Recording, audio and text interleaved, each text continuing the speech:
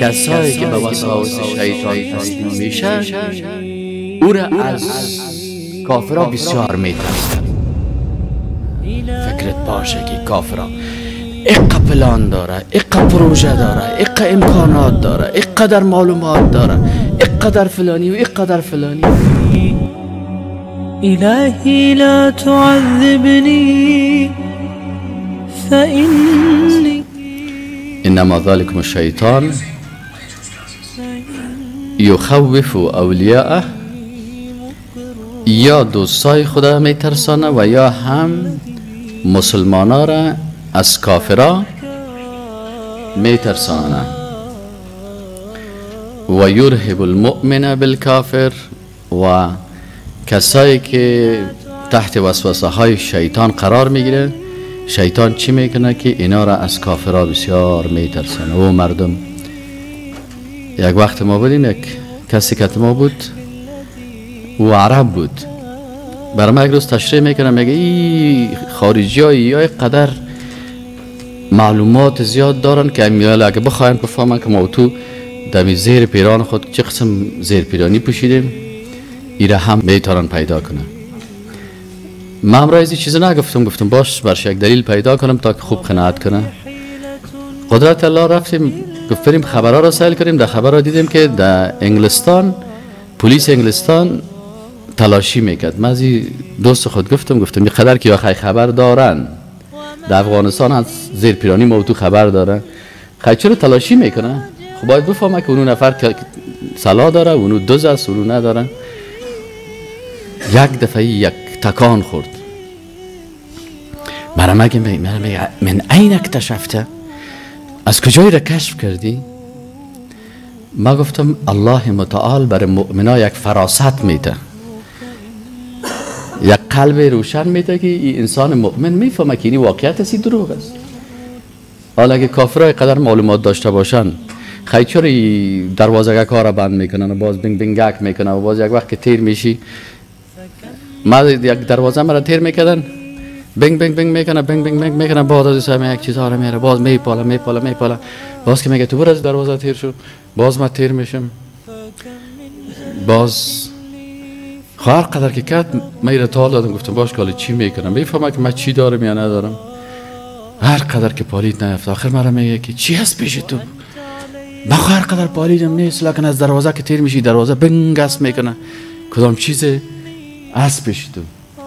آخر گفتم لالا جان اگه چشمایت کار میکرد، من دندانم ساختگی است، این دندان ساختگی هم اونجا چی میکنه؟ بنگ بنگک میکنه.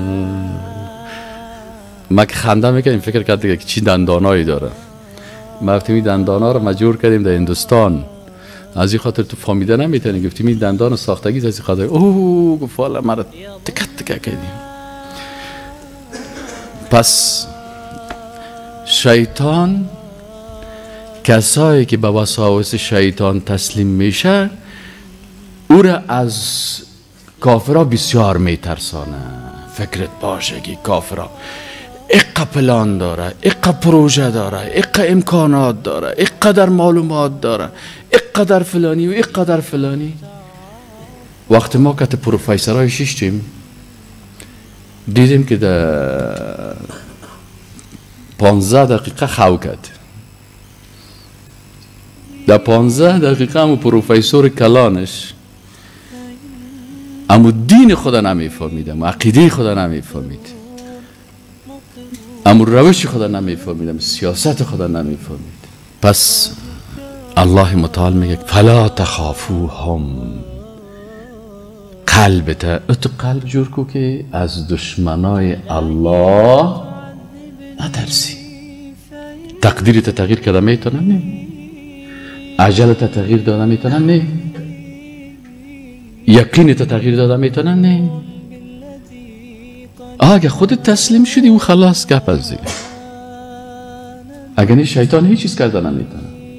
اما شیطان جنیام کسی یک روز یک کسی شیطان داشت آمد تو خشت در جان ما گرفت، مرا گفت میزنم که تو خشت قرآن نخوان. من گفتم که بزن، من قرآن میخوانم تو بگی بزن. این کمی که هر قدر خیزک میزد قل اعوذ برب الفلق من شر ما خلق، گفت نخوان، من گفتم میخوانم قل اعوذ برب الفلق من شر ما خلق. هر قدر خشت را بالا برد من گفتم برو خلاص بکش مرا تو چیز کن. آخر خودش آمد چیش و عمو جن ما چم راست گفت یا دروغ گفت والله اعلم، کلمه خواند و گفت لا اله الا الله محمد رسول الله. فلا تخافوهم، الله میگه نترسین از کافران. سرنوشت زندگی تو را، تقدیر تو را، اجل تو را، رزق تو را هیچ تغییر دادن نمیده. او خودش در غم جان خود است.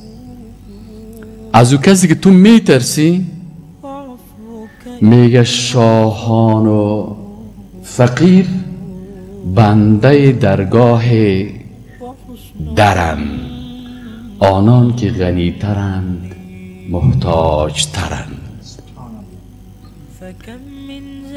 ما و شما دیوال اولی ما از قلوخ است، یک لغت بزنی چپه میشه. یا میرن یک دانه دیوال هم چقدر $1500 چقدر است همین دیوالکایی که یک دانه چیزی که بالا میکنه. او اگه نترسه چرا خدر دیوالای خود کلان جور کرده؟ از ما تو کده او زیادتر میترسه. از ما تو کده یک قصه براتون بکنم. خوب میگه یک امریکایی رفته بود وردک، فهمید؟ اما تو دیگه کلشان این امریکایی هم میرن دیگه. در وردک، میدان وردک این باغای سیب زیاد است.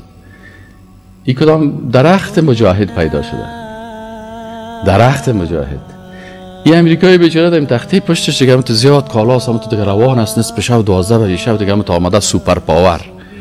این سوپر پاور دیگه در اینجا عکس شیر است، اینجا عکس پلنگ است، اینجا عکس مچم دیناسور است و چی است. این دیگه همه قسم روان است. این صاحب از این پشت سر از این ماکم میگیره. این فکر میکرد که والا مرا گرفت. leave me please, leave me please. تا که leave me میگه یک وقت وضویش هم مشکنه، غسلش هم مشکنه، نفسش مبرایه. آخر میره که در چی مرد؟ سهل میگه در شاخ درخت رسپانه که پشت سرش بند مانده. فلا تخافوهم، الله میگه از یا نترسین. و خافونی و از ما بترسین ان کنتم مؤمنین، اگر راستی مؤمن هستین. اگر نیستین به نام مسلمان هستین، در تذکرات الکترونیکی تان نشته کردین مسلمان و بر زبانت حمدگو یا در دلت پیدا صنم، ای به باطن کافر و ظاهر مسلمانی چی سود. خوف از الله و عدم خوف از دشمنای الله عبادت بزرگ قلبی هست. فلا تخافوهم و خافونی ان کنتم مؤمنین. قد كان مني